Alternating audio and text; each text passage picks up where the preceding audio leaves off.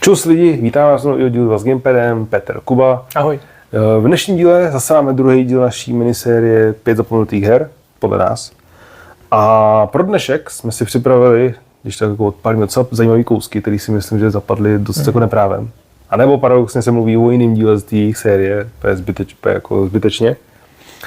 Takže a zase klasicky na konci máme naši rubriku, se nebojte, bude to taková rychlovka. Začneme. První hrou, kterou jsme si jako řekli, že bylo dobrý nápad, tady dneska mít. A paradoxně právě všichni znají ten její předchozí díl, ale na ten druhý se trošku zapomíná. A to je Middle-earth Shadow of War, která vlastně vyšla 10.10.2017. Je to pokračování na Middle-earth Shadow of Mordor, který se ukazuje snad ve všech žebřících, vždycky když někdo říká o nejlepších Pán prstenů hrách a všech těch open worldech. Ale paradoxně ten Shadow of War jako je všech jako se mi zdá ohledech dopracovanější. Ano, na začátku tam byly nějaké mikrotransakce, že jo, ty lootboxy tam byly a ty věci, pak to zrušili přesně. Paradoxně mě to vůbec jako nevadilo, tam na začátku byly, já jsem se užíval jako tak tu hru. Jo, no. Je to propracovaný obrovský RPGčko, kde vlastně používáte naplno už ty vlastnosti, když tady je vrtají, kdybyste se jako lekli, co to je za zvuky, tam ty vlastnosti, že jo, z toho prstenu. Navazuje to na jedničku, musíte vědět, co se stalo v jedničce. No, tam byla rekapitulace, ne? Na tom začátku je cutscene a tam to rekapituluje, když taky jako, celý, jakoby proč nebo jak. Jo, a jako je tam něco málo, ale kdybyste si jako chtěli to užít fakt celý, tak je ta jednička jako za mě dobrá, abyste se navázali na tu dvojku. Ta dvojka oproti jedničce má vynikající ty pevnosti. Dobývání ty pevnosti jako bomba. A prostě vytváříte třeba armádu, nějaký ty svých skřetů, skurtů, který jsou na vaší straně, a pak můžete vyhlásit na pevnost prostě nájezd. A je to jako ty vole. To je potom jako bitva na půl hodiny klidně a prostě řešíte, musíte dobíjet nějaký ty části toho hradu na konci Grand Bosse v té velké hale, že jo, nebo na hradech.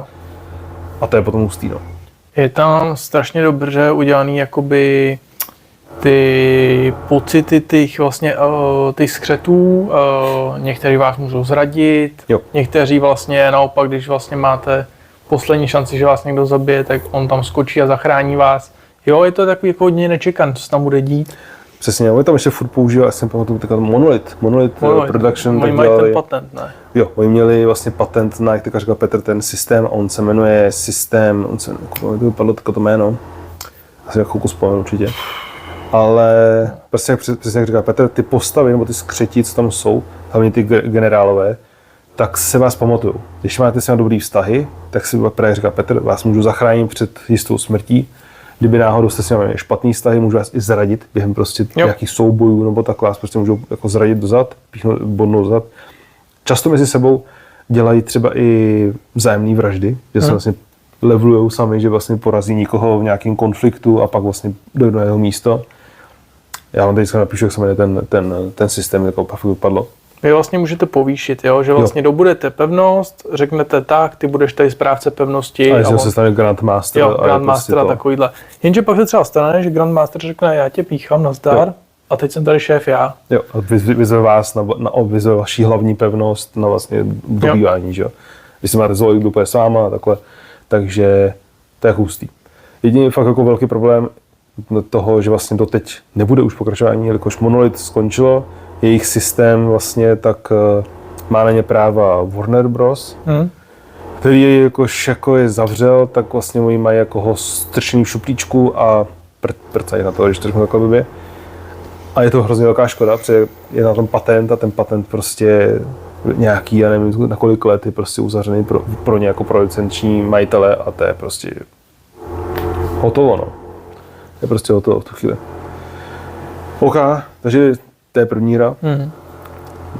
Dávajte vědět po každý hře, jestli dám komentáře, jestli jednou z těch 5 her, co dneska tady mám říkat, jste třeba hráli, máte ani dobrý vztahy, dobrý vzpomínky nebo ne. Já jsem třeba ještě, když se vrátím tomu Shadow of War, tak já mám vlastně tu Gold edici, úplně tu nejvyšší, co je možná. Já mám se Steelbookem a hrál jsem obě dvě DLCčka. V jednom hraješ za tu elfskou královnu, jak se jmenuje, kurňa, ta je v Pánu prstenů. Galadriel, děkuji. Tam hraješ za Galadriel. Vlastně v momentě, co ona jde sejmout takoby Saurona s Celebrimborem. A v druhém DLCčku tam hrajete za toho jednoho černocha, co se známí až v tom Shadow of War. A vlastně to DLCčko je oproti tím předchozím jiný v tom, že vlastně musíš řešit healing, on se nehealuje sám. máš tam nějaký paragliding a hraješ úplně v jiný lokaci, vlastně místo, aby si hrál v Mordor, tak hraješ nějaký píseční lokaci, jsou i píseční červě, nějaký jako Duna trošku. Tak je docela dobrý. Takže tohle. A druhou hrou, kterou tady máme, kterou jsme se shodli, je Ghostwire Tokyo. Hra od Bethesdy, přesně děkuji. A od Tango Gameworks, který to vlastně udělal Bethesda, je vlastně jejich zastřešovatel. Paradoxně, tato hra je od tvůrce Resident Evil. Tuto vytvořil tvůrce Resident Evil. A je to v tom trošku vidět, ten horor menší, že jo, v tomhle tom.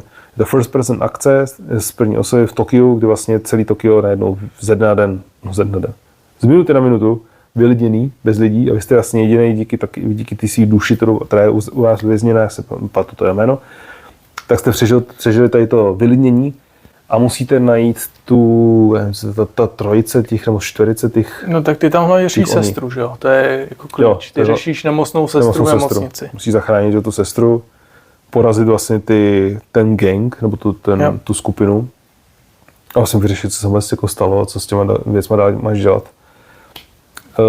Je to hodně zapadlá hra. Na první pohled vám to možná bude evokovat, že to není nic moc, ale my jsme oba nechali docela dost hodin.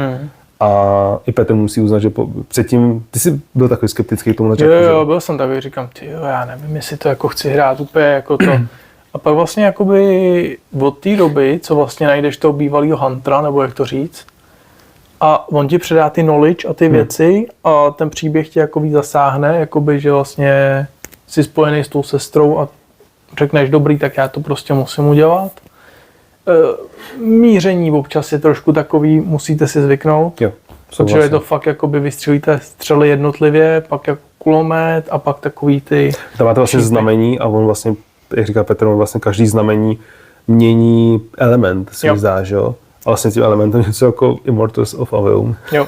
Ale vlastně to je lepší. A vlastně potom střílíte s rukou přes ty znamení různé jako věci, no, hlavně střely, pak vlastně něco jako brokovníci tam máš, něco pak ty naváděný nějaký střely. Má to každý nějaký speciální útok. Mně se hodně líbilo to, že vlastně tam jsou démoni z japonského folkloru a vlastně potom jim musíte jejich duši nebo jejich srdce jakoby spečetit. A to vlastně děláš těma jako přadlenou, vezmeš chytíš srdce, uděláš a vytrneš to tam prostě a to je hodně cool. Jako vizuálně je to fakt dobrý.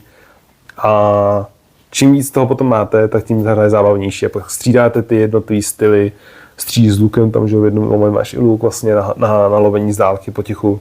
A to pak jako střílíš, potom střílíš, že vlastně frajeři to nás, co až jako vyjebávali na začátku, tak teďka jsou prostě na konci, druhý půl, co jsou prostě pohodička. Srandu. Přesně.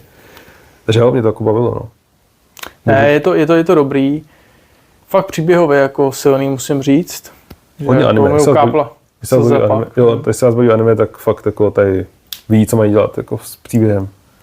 Jsi to nechal kolik? 40 hodin možná? 30 hodin? No, já hodně. Jsi chtěl všechny vedlejšáky, si pak nebo říkal, no, pak jsem říkal, že to nejde před těch vedlejšáků, fakt je tam jak ve Witcherovi, to je fakt šílený. A co je na tom super, co jsme se i bavili spolu, že mě to hrozně bavilo, a potěšilo, že ta mapa není gigantická. Není, je to jenom jako jedna část Tokia. Jo. A vlastně není, jak říkáš, Witcher, není to gigantický nám, tyhle 10 hodin jdeš tudy, 15 hodin musíš tudy, ne. Ale co jako musím vyzdvihnout, jsou sidequesty. Sidequesty jsou super, nebo jakoby, protože třeba je tam scéna v lázních. To je hodně dobrý. A to je fakt super, že je to jako strašidelný vidět, je tam jenom ty záctěny, ty papírový to, najednou prostě za váma, takhle se tam zvedne prostě úplně.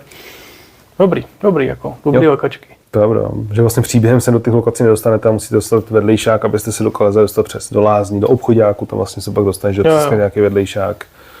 A takyhle jako místa, kam vlastně se normálně nedostanete. Hustý je, že vlastně tam jsou vlastně po tom městě ty psy, ty Shiba Inu, jak tam hledají ty věci pro tebe. A pak vlastně obchodníci jsou kočky. Jdeš do samošky a frajer tam znásilíš ty kočka. Ještě prostě, vás dyšujou úplně strašným stylem. Co chceš, dělej. Jo. Takže to je dobrý. Taky fakt, bylo to v PS Plusku, kdo to má ještě neskoušel, klidně do toho jděte, přece fakt jako dost zábavná hra, nebojte se toho stylu, nebojte se toho, co tam vlastně se děje.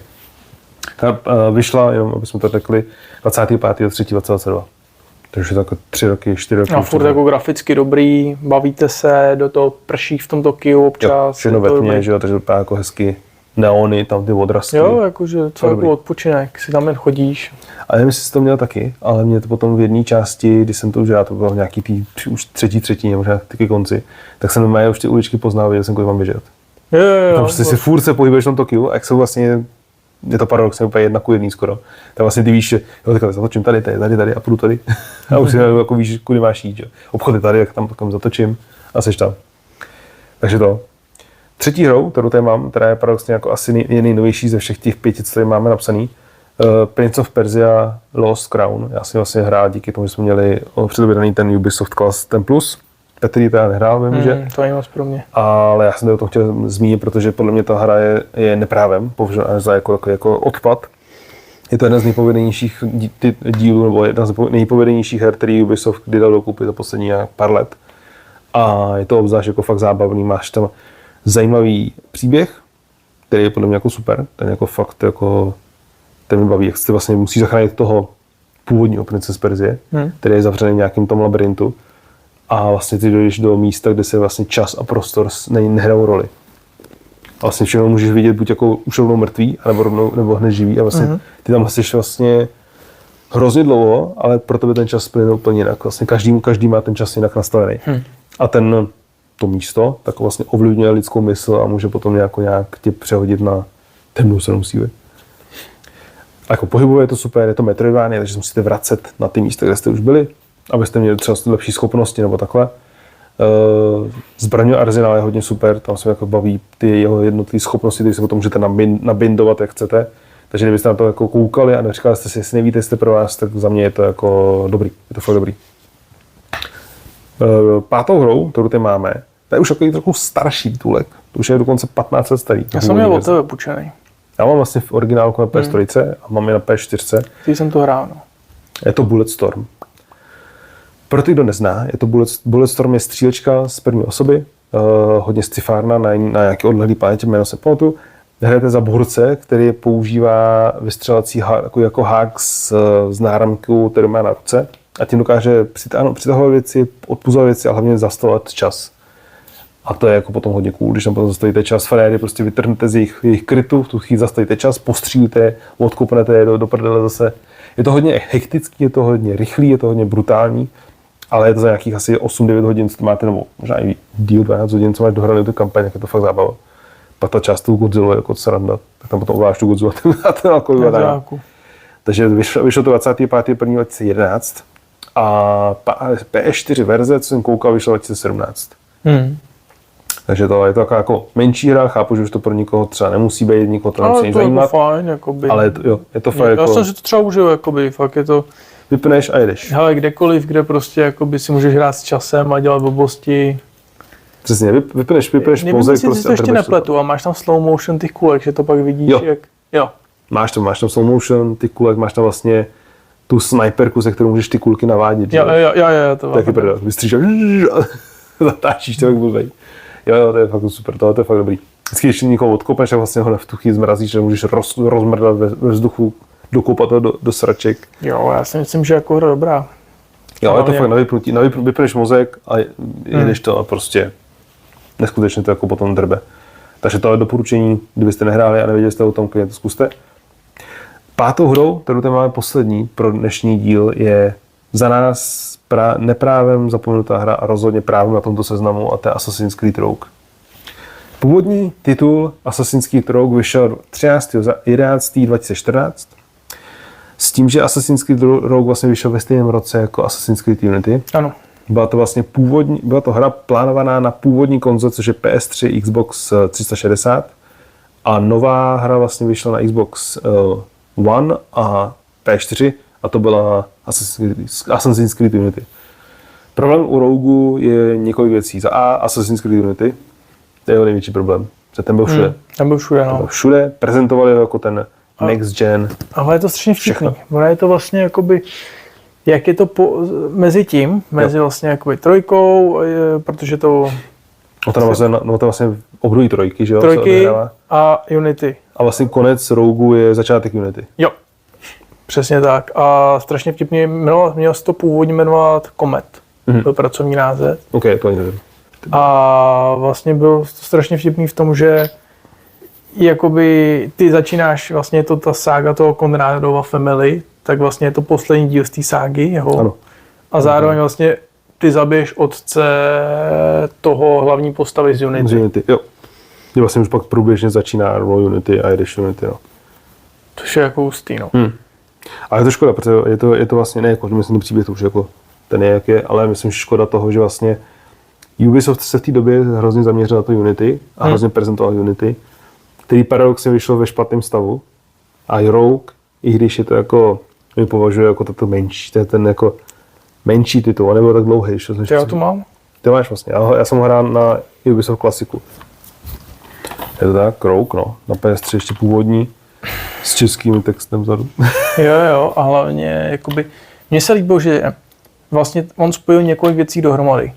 Je to první hra, kde vlastně vy můžete hrát z pohledu templáře, protože vy jste asasin, který vlastně nemá ten stejný názor jako oni a líbí se mu víc vlastně ta teologie a ty věci. Jo, to vlastně je ta super mise, tam vlastně způsobí to zemětřesení a rozbilo to město. No. Spoiler trošku, ale jako... Jo, a na tom ledovci ne, jak tam zastřelíš Frera prostě do hlavy. A vlastně on potom řekne, on pak řekne, že už se nechce spojovat s názory asasínů a že bude prostě lovit asasínem. A stane se vlastně templář. A je to dobrý, no. Bere vás to vlastně, vy si paradoxně zahrajete i ve Francii, protože tam jsou mise ve Francii, taky. V New Yorku, na Manhattanu, v Grónsku. Jo, tam prostě lovíte ty ostatní asasiny, některý jsou vlastně vaši kamarádi, což je ten Leon, váš Achilles, váš ten mentor. Přesně tak. A jako je to fakt hustý, je to vlastně první asasín, kde hrajete víceméně za toho templáře za protější stranu a paradoxně, co se mi hrozně líbilo, já často mám ty větší problém, že vlastně ten názor se nikdy lidem změní a vlastně necháváš proč. A vlastně tady jsem byl na jeho straně. Já jsem mu do prdele a jsem fakt říkal, kámo, já bych byl abych jsem šel i s tebou, když bych viděl, co ty asasíny dělají. Jo, oni fakt jako byli fakt jako pricks, jako dementi, no. Fakt jako, tam zboříte celé město, proto abyste získali jako jeden ten artefakt. To je jabko. Jo, děkuju, z toho, že z ráje, jabko z ráje. A děkuju tomu zboříte celé město. A pak řeknete, jo, to jsou vedlejší ztráty. Vole. Jo, jako fakt jakoby je tam vidět ta druhá strana. Jo, fakt, že vlastně ne vždycky ty templáři byly ty největší zmrdi, no. Tak prostě to jako tady je to hodně vidět. A vlastně pak tam je ten styl z toho zamražení, ne? Že potom můžeš zmrznout, když je velká zima, když jsem potom byl na tom Grónsku, tak jsem musel jako být nějak přežívat kvůli tomu, abys tam potom nezmrznul, kdyby si byl v té pustině. Líbil se mi zbraňový systém, ty tam máš vlastně. To frajer. No, počkej. Jak z Black Flagu. Ty tam máš Hidden Blade, máš tam meč s dýkou, máš tam 2 pušky potom, jakože dvě má pistole. Máš vlastně tu pušku, že tu velkou flintu. Pušku tam máš tam foukačku. Jo, to jsem používal často, to bylo dobré. No, ty máš 3 druhý šipek, pak máš granáty a pak máš ještě dýku s hákem, kdy věšíš fréry, jak prostě jsou tam ty animace, což taky úplně musím vypíchnout, že prostě fréry v křoví uděláte hop, přes lampu si ho takhle zavěsíte nahoru. To je jako fakt jako dobrý, no. Takže jako je to vlastně jako škoda, no. Ne, mě to jako upřímně tohle ten díl bych chtěl, aby fakt předělali, protože fakt jsem si ho užil a byla to jako strašná sranda, prostě jakoby. Já mě jsem v tom nechal hodně času. Ty tam máš i sidequestový jakoby věci, jakože úlov, tyto asasiny. Taky, vedle by asasiny tam lovíš, že jo. No, tady je schovaný asasin, vystupují ho potichu, že jo, takhle to nějak ten zasenzorovalo. Takže jako, jestli jste nehráli Assassin's Rogue, nebo jste ho prostě nechtěli hrát a máte rádi asasína, nebo jste říkali, jo, bych ho chtěl někdy zkusit, ale zkuste ho. Je to fakt jeden z nejvíc zapomenutých a nejvíce přehlížených a neprávem přehlížených dílů Assassin's Creed. Takže nemyslím si, že z té série existuje díl, který je víc přehlížený, z hlavní série. Ale mě to třeba bavilo víc než to je to v té Anglii. Jak máš ty? Syndicate. Jo. To je v Anglii. Tam máš ty sourozence. Jo. Tak víc mě bavilo tohleto než to. Já jsem paradoxně dohrál. Oproti jiným dílům. To jsou, co mám asasíny na svém seznamu, který jsem nedohrál, protože mě nebavili. Valhalla třeba. No tak to ale jako, když jsem mu... Kámo, to tady jde dohrát, já jsem to hrál. Ale když vezmu ty původní asasíny, tak já jsem paradoxně fakt dohrál tohle. A Black Flag jsem nedohrál, 3 jsem nedohrál. Tyhle, no. Syndicate jsem nedohrál, Unity jsem nedohrál, jsem nedohrál skoro žádný Assassina, kromě... Unity jsem nehrál jedinou. Já jo, díky Ubisoft Plusku. Jedinou Unity jsem nehrál, jinak jsem dohrál všechny. Já ne. Krom Valhaly. Protože Valhalla, že jo... Já jsem pak Origin a Odyssey Kámo, když už jsem dal dohromady 9 regionů a oni mi řeknou, no tak ještě udějte dalších 12, jakože další 3, tak říkám, no tak to už ne. Měl jsem v tom 90 hodin. Jo, no. Já říkám, už ne, prosím. Jo. Takže to samý. vážně Assassin's Creed Rogue, na tomto se znovu zaručně patří. Je to naše 5. hra pro dnešní díl. Rozhodně za nás byla obrovské doporučení, pokud jste to fakt nehráli, hleděte do toho, je to velká škoda minut něco takového. Sice ano, bude to muset trošku třeba teďka ty přepracované, nebo ty verze, co jsou na PS4 a PS5, tak ano, ovládání není novodobý. Oni dělali remaster totiž. No, ale jakože furt je jako starší, že jo, ovládání je to jako to nový, takže OK, chvilku vám to možná bude zabrat, když se to dostanete, jakoby... ale je to takový ten, ještě furt ten dobrý Assassin. Jo, ale jakoby nese mi to, protože teď, když jsem viděl to nový, tak ten nový vypadá krásně, všechna čest, jo, dobrý. Jo, to byl flek, ale problém je ten. Jamo, ty můžeš celou hru dohrát jen z Perry. Ty děláš jen Perry. Jen nic jiného. To je Sekiro. Můžeš, ale Sekiro je těžký. Nohle ne. Právě. Ale Sekiro je těžký. Tady uděláš Perry a dáš one shot. Prostě jakože zabiješ na první. Ono jako tady sakra one shoty, teda jako, to si budem. Tady to není už, tady to není s čísličkama, ani tam s hardbarem a to prostě přijdeš frajerovi, dáš jeden blade do krku a bodec jako KO, není tam jakože drží najednou ještě vole hodinu, než ho vyklepeš. Ve trojce, ty jsi si dal tomu velkému frajerovi a on. Mám ještě 3 bary, co je? No. A ty? Přesně. Začne tě nahánět s tou Přesně, a pak si v Odyssey, že musím mu podříznout krk a on ještě jako, jo, máš 3-4 životů, pojď ještě. No. Další kolo, vole. Tak tady vlastně fakt jako přijdeš, uděláš takhle a... Dan. KO. Takže to je náš poslední titul pro dnešní díl. Teďka se přesuneme teda, no zase, kdybyste nás chtěli jako vidět víc, budeme rádi za jakýkoliv odběr, komentář, like. Hodně nám to pomůže, nahulte trošku tomu systému YouTube, ať náš jako má rád. A chtěl jsem říct, do komentářů nám klidně dejte vědět vaše názory na dnešních 5 her, případně konkrétně na Assassina, který podle nás je tak jako jeden z asi největších kandidátů letošního. Dneska jsme to měli celkem dost nabitý velkého hrama, jsem říkám. Jako, jsme se z toho trhli z řetězu trošku. Ne, ale jakoby, já bych chtěl vědět, co by naši diváci chtěli vidět. Jakoby za hru, nebo za rozebrání, víš, nějaký hry. Klidně. Klidně, ale ten názor, jak říká Petr, jakou byste chtěli vědět náš názor na nějaký tituly, případně byste měli nějaký nápady na hry, které jsou podle vás zapomenutý a měli bychom o nich mluvit. Jestli bychom na to měli stejný názor, že jo? Taky. Takže klidně komentářová sekce je otevřená a my jdeme na naše druhý vlastně jako rubriku každodílovou. Co jsme hráli, co hrajeme. Chci začít? Nebo začnu? Klidně začni. Já jsem počítal, mám 3 a 1 společnou.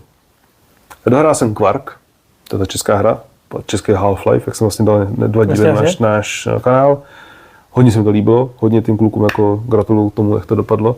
Není to paradoxně vůbec nic těžkého a je to docela pohodičká hra, dost zábavná. Dohrál jsem první DLCčko do Reanimal, to jsem vlastně dohrál, to je rychlovka, má asi 1,5 hodiny, hodinu 3/4, máte gameplay u nás na kanále. To mě hodně bavilo, to bylo jako hodně hustý. A paradoxně si myslím, že to potom bude mít lepší dopad, až budeš mít všechny 3 kapitoly za sebou, protože teďka to je taky jako, že uříznutí úvodu, a nebo měl jsem taky pocit, že to chystá něco jako většího. A nejednou jako konec. Je to jako škoda malinko. Ale jako byly tam momenty, kdy si jako čumíš, říkáš, what the fuck? A dohrál jsem včera Cryso. Dohrál jsem Cryso Theatre of Idols, jak to jmenuje. To je hodně dobrý. To je jako fakt dobrý.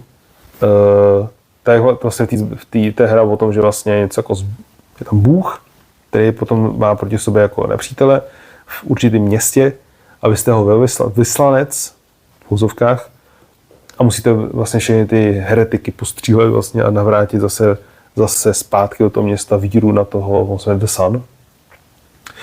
A vy vlastně díky od Boha, od The Sun, dostanete možnost vysávat krev z určitých mrtvých, ze zvířat, pak i z lidí a dělat si z toho náboje. Máte zbraně, které místo aby střílely klasické kulky, tak střílí krev jako takovou má tam asi 5 nebo 6 různých zbraní tam je. Každá se jinak nabíjí, to je dost dobrý. Asi pistole se nabíjí tak, že vystřelí ostny do ruky a máš jako v ruce. Máš tam brokovnici, musíš takhle dát ruku na ty hlavně a nabít jako ty hlavně. Máš tam pušku, která vlastně vyjede z boku takhle na to nabíjení. Tam musíš zarazit tu ruku a nabíjíš to jako takhle z boku. To je jako vtipný. Celkově mi to zabralo asi 9 hodin. Graficky to je pěkný, fakt jako pěkný. Problém je trošku FPS, že malinko tam padá framerate. Potom se tam často prší a ten dash není úplně jako OK pro tu hru. Se mi zdá, že to malinko jako podceňuje trošku tu optimalizaci té hry. Ale bossové jsou dobrý, to jsou jako zajímavý. Vlastně nepřátelé nejsou klasický lidé, ale vlastně manekýni, loutky, který vlastně nemůžete porazit klasickým nábojem, proto potřebujete krvavý náboj, aby to šlo aby šli líp porazit. A můžete jim vlastně, to se mi hrozně líbilo, že vlastně frajer na tebe naběhne třeba s nožem v pravé ruce, ty mu tu ruku můžeš ustřelit. On se tím pádem musí ze země vzít ten nůž a dát si do levý, aby mohl tady s lebou. Ty můžeš ustřelit hlavu a on tím pádem půjde pomalejš. Když mu potom ustříš nohy, tak on spadne a začne se pod tou plazit třeba. Dobře, a jaký je ten způsob zabít jako úplně? Hele, ty můžeš takhle zpomalovat, anebo prostě do nich nahulit. Já jsem potom, když máš silnější zbraně, tak prostě do nich nastřílel. Já jsem často ustřelil hlavu, pravou ruku, před často měli zbraně v pravé ruce a pak do těla 3-4 rány on celý jako zmizí. A kdyby se ti prostě stalo, že třeba ho párkrát zasáhneš do nohou, tak se ti prostě ty nohy jako jemu zlomí a on leze za tebou po rukách. Že není to jako takový, že celý drží, ale vlastně mají tam tu přirozenou ničivost toho těla. Ale vlastně vždycky musíš třeba vystřelit 5-6 nábojů do jednoho, aby to prostě padlo. Když je to potom nějaký ten tough enemák, tak to potom třeba několik zásobníků. Taky se mi to stalo.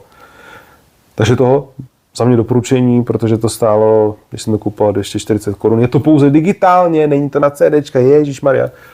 Ale kdybyste to chtěli, měli jste to ve wishlistu, podpořte autory, podle mě to je dost dobrý příběh, je to dost zajímavý a na konci máš dobrý cliffhanger, jako překvapení, co se vlastně na konci stalo a jak to teď jako dovrší. A nemůžu říct, že bych se v té hře nudil a prostě to krásně jako odsypalo. Tam ty puzzle některý byly teda hodně jakože, chvilku se zdálo, že ten puzzle je strašně těžký. Já jsem pak říkal, ty vole, to prostě, já jsem musel vyhledat nějaký nastavení, jak se to vůbec dělá. A pak byl puzzle, který si prostě nevím, takhle měl to je, no. Takže jako balans těch puzzlů někdy byl trošku jako neúplně dobře odladěný, se mi zdálo. No a pak hrajeme spolu, no. Grounded. Jsme ve fázi, kdy si myslím, že kdybychom si jako řekli, že už nás to sere a nechceme to hrát, tak můžeme do konce a můžeme to mít hotový. Jo, no. Ale nás tam ještě jako čeká pár věcí. Nás čekají 2 věci konkrétně. 2 velký. No, musíme zabít. Vosí královnu, ty vole. Je to tak, vosí královnu a pak musíme zabít Inifikonu Brutmother. To jsou 2 a to máme 2 výzvy, které chceme prostě mít hotový. A pak klidně můžeme dojet ty poslední mise a mít jako hotovo, no. Ale to jsou 2 věci, které ještě chceme, než bude konec. Jak máme už vlastně víceméně všechny bossy. Kromě těch 2, tak máme všechny. A jako je to jedna z nejlepších survival her, který jsem kdy hrál. Jo, je to sranda. Je to fakt zábavný, je to fakt dobrý, je to dobře vymyšlený, ovládá se to dobře, trošku mi teda se pak ty paybacky, ty jsou na píču. No, ty paybacky to je šílený. Takže vlastně jako fakt jdem teďka Grounded. Myslím si, že ještě 2x, 3x se zahrajeme po konec. Jo, já si taky myslím, že jako to. A pak jenom počkat, jestli bude Grounded 2 v nějaký dobrý ceně a dáme 2. Takže jsme oba dva dost jako načrtnutý k tomu, aby jsme si ji vzali. Jo, to je já se na to těším strašně. Ty, to bude prdel. takže to jsem hrál já. A co pas hrál ty? Já jsem hrál Steel Rising. OK. Dohrál jsem ho. Už? Jaký je z toho máš pocit? Mám z toho pocit takovej, že jestli si někdo chce zahrát lehkou sousovku, kde vlastně hrál jsem to 11 hodin a to jsem to ještě natahoval. Vždycky jsem to hrál 1,5 hodiny třeba v kuse a pak jsem jako to vypnul. Jo, já mám v tom asi 13, no. Je to fakt jako krátký, ale lehký. Řeknu vám úplně jednoduché věci. Choďte, jenom tam sbírejte po té Francii, jo. Prosím vás, je to o loutce, která je vyslaná královnou, je tam převrat loutek, trochu Lies of P styl. Jo. Ale low budget. To je kolik? Low budget. Jo, no. No a pošla vás ta královna. Je to 2Ačko, ne 3Ačko. Jo. Pošla vás ta královna. Jste jí tanečnice, myslím, že jo? No, si vybereš, jak chceš vlastně mít, že jo? Tanečnice vyrobená pro dceru toho... Na ochranu, že jo? Jo, toho makera, jakoby, který to dělal. A tam je ten západák, je ten Ludvík 16. 16. No. 16. Tomu pak je bylo, že jo? Jo, no. A máte tam jakoby to, upřímně stačí sbírat jenom, jakože občas si uděláte nějaký level, hlavní level vám padají z bossů a minibossů, jinak stačí vám jenom pozbírávat kolem intepy, strašně rychle jdou ty bossové vlastně jakoby stamnout prostředkama, že máte tam granáty, které prostě jim udělají damage, máte tam granáty, které je na chvíli znehybní, jakoby... Jako to fakt pohoda, je to fakt jako... Nejdelší proces je jenom běhání do těch lokací a vlastně nacházení cesty. Není to příliš velká výzva, je to prostě dost jako pohoda. Má to strašně nedostatky ohledně grafiky, sekáte se tam, jakákoliv kestura vás zarazí. Jo, jestli jste jako doteď hráli Lies of P, Sekiro, Bloodborne, Elden Ring, tak tohle je jako o několik levelů níž a je to prostě dost jako slabší. Kdybyste chtěli začínat a měli jste tohleto v knihovně, tak je to podle mě docela v pohodě začátek jako otevření dveře do světa. Víš, co je problém? Že prostě normální boss má třeba 6 hellbarů, který ty vypneš, když jsi nalevlenej po 6 kombech, jakože těch speciálních útoků, řekněme 7. A pak je tam klasický boss, který má 8 hellbarů, klasický enemák, těžší, a má 8 hellbarů a je daleko těžší než to, co vám vůbec nevyplatí platit. Jo, to jsem paradoxně taky měl. Jsme vlastně mluvili v díle se Soulsovkama o té hře, vlastně Petr v té době ještě nehrál, já jsem dohrál. A vlastně tam je jedno. To je vlastně často v nějakých Soulsovkách, že vlastně máš bose, který je relativně OK, pak máš minibose, kámo, nebo základního enemáka najednou, který tě prostě vytříská. Strašně. A máš životů, vole, že ten boss má málo. Ale tady je strašně fajn, že vy můžete běhat a skákat. A ještě můžete dělat deše. To bylo dobrý. Takže vy běžíte, oni jsou jako ty vývojáři pěkný šmejdi. Oni tam dělají fejkový uličky, kde vlastně je slepák. Neženou vás tam a teď za váma běží těch 5 enemáků. Takže musíte udělat dash přes to celý a dochází vám stamina, přehříváte se na zádech, to je taky problém trošku. No. Jako vizuální stavba té hlavní postavy se mi líbila. Byla to zajímavá, jako zajímavý design té hlavní postavy. Některé lokace byly za mě taky pěkný. Tam potom hodně se mi líbilo, si pamatuju, to hořící město, jak tam hořelo a ty tam chodil skoro to město, to bylo docela pěkný. To nebyl Lucemburg, to bylo jiný, já teď nevím, který. Versailles nebo něco, ne? Versailles je konec. A Lucemburg ne? Něco to bylo. No, asi jo. Ale vlastně to bylo docela pěkný. Tam je potom paradoxně třeba štvalo i to bludiště mi docela jako pak začal točit. To bylo jako už otravný. A ten finální boss mě teda jako moc nenadchnul. To bylo jako takový sousou, prostě. Finální boss byl můj 4. pokus a šel jsem domů. Já jsem jako taky tam prostě neměl vyházet, co jsem měl, že jo, a nebo hotovo. Říkám, pohoda, vole. Jsme tak nasraný, takhle moc bylo. Ty 3. pokus, co jsem šel, tak moc bylo takhle a já, tak si děláš prdel ze mě. Si nemohl dostat infarkt, vole. Říkám, už jsem to mohl mít dohraný. Jo, no. Jsem šel na po 4. no. No a jako fakt za nás, Petr co říkal, to vlastně fakt je to jako pohodová hra, no. To jako není nic těžkého. Kdybyste chtěli výzvu, tak prostě jděte do Lords of Fallen nebo Lies of P, prostě easy. Tohle prostě jako...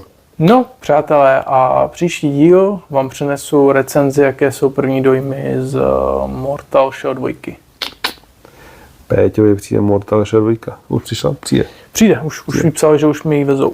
Nice. To speciální edici. Nice, takže Petr nám případně potom ukážeme, jak vypadá speciální edice a zároveň vám Petr pak řekne, jaký jsou jeho první dojmy a nějaký první poznatky z Mortal Shell 2 od nás. Samozřejmě na internetu to bude spoustu všude jinde, ale my vám řekneme náš názor. Ale jako strašně... Petr nám řekne svůj názor. Jo. Já jsem to viděl jsem ty gameplay a říkal jsem, musím si to koupit a chtěl jsem tu special edici s tím steelbookem se vším, protože říkám, ale jako... Je pěkná hlavně, ty fakt hlavně, ale to jsem chtěl říct, že tu jedničku, že jako třeba my ji nemáme v těch hrách ještě, ale tu jedničku, tak jako strašně lidi disovali, že je to prostě nuda, že prostě jsou tam 4 bossové, je to takové neobřené. A přitom teď vlastně vidíš, jak oni se posunuli. Brutálně. Jenom kvůli tomu, že vlastně jakoby... Bossové jsou skvělí, vizuálně jsou úplně jinde, jak předtím. Animace. Že jo. Bruty, zakončováky, jiný zbraně tam mají, ty enemáky, svět. Ale já třeba musím říct Open osobně, world to já má. jsem si tu jedničku třeba strašně užil. Já ji co mám, říkal? že jo, v té Tý Ancient edici. Ancient edici a jako fakt super. Já jsem si tak kupoval za 1600 po novou edici, jako pak jsme ji dostali v PlayStation Plus zadarmo.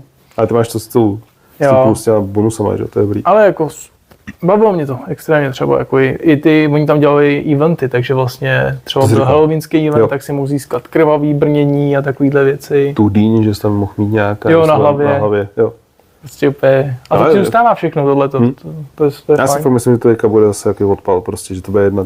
Teďka už hrozně, jak vlastně vyšla ta lepší edice digitálně, si ji mohli lidi už stahovat, tak jsem hrozně na strašně stránkách četl, že to vlastně považovaný za nejlepší Souls-like hru. To je vlastně jakoby Soulsovka, takže Lies of P, Lies of Fun, tak to je nejlepší ze všech aktuálně.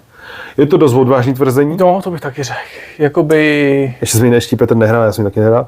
Já jsem hrál vlastně betu, a to je jako, nedopadl jsem do toho ještě tolik, ale jako, je jako konkurence v Souls-like docela velká, si myslím.